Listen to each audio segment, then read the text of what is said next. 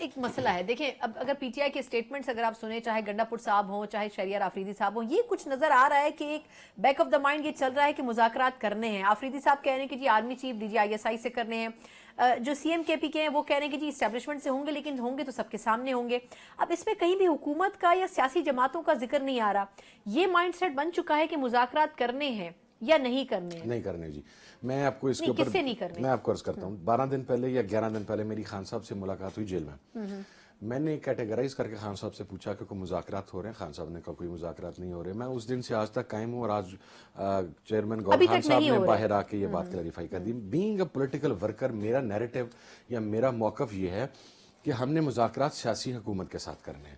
اچھا، جب ہم سیاسی حکومت کے ساتھ مذاکرات کے اوپر جائیں گے تو اس میں کچھ ایشوز ایسے ہیں جس کے اندر نیچرلی اسٹیبلشمنٹ کو انوالو کیا جائے گا. مثلا 9 مئی کی جوڈیشل انکوائری ہے، اس کے اندر ظاہر ہے حکومت نے انہی سے ہی اجازت لینی ہے یا ان کی کنسنٹ لینی ہے.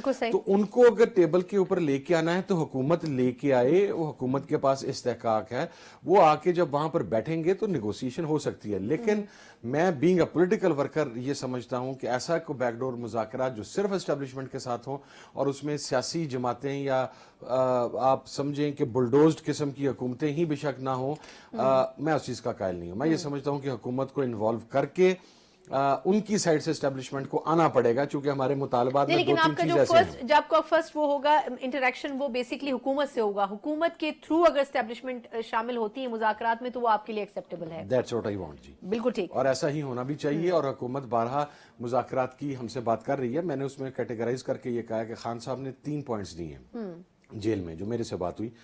انہوں نے ایک اسٹیٹسمین شپ شو کرتے ہوئے کہا کہ حامد، وہ جو ایک ٹپیکل سٹائل ہے خان صاحب کا، forget about me، میری رہائی مطالبات میں شامل نہیں ہے. you will talk about 3 things. Number 1 کہ سنہ 9 مئی کی جوڈیشل انکوائری، نمبر 2 فارم 45 اور 47، اور نمبر 3 کہ ہمارے جو کارکنان جیلوں کے اندر انہیں رہا کیا جائے. اچھا، یہ 3 مطالبات خان صاحب نے دیے. خان صاحب کی رہائی اس میں شامل نہیں ہے. خان صاحب کہتے ہیں کہ میری رہائی کو مشروط نہیں کرنا. پارلیمانی پارٹی، پوری پارٹی، تمام اتحادیوں کا اس بات پر اتفاق رہا ہے کہ یہ 3 پوائنٹس ہیں خان کے دیے ہوئے. ہمارا پوائنٹ یہ ہے کہ یہ 4 ہوں گے، 3 نہیں ہوں گے، اور اس میں سب سے پہلا عمران خان کی رہائی ہوگا. سو اگر ہم گورنمنٹ سے نیگوشیٹ کریں گے، ٹیبل پہ بیٹھیں گے، تو اس 4 پوائنٹس کو آپ ایجنڈا آئٹم کے طور پہ ٹیبل تو کریں نا. یہ نہیں ہوگا کہ آپ کا کوئی federal minister floor of the house کھڑا ہو کے کہے کہ جی ہم مذاکرات کر رہے ہیں اور دوسری سائڈ پہ ہمارے پارلیمنٹیرینز گرفتار کر رہے ہیں.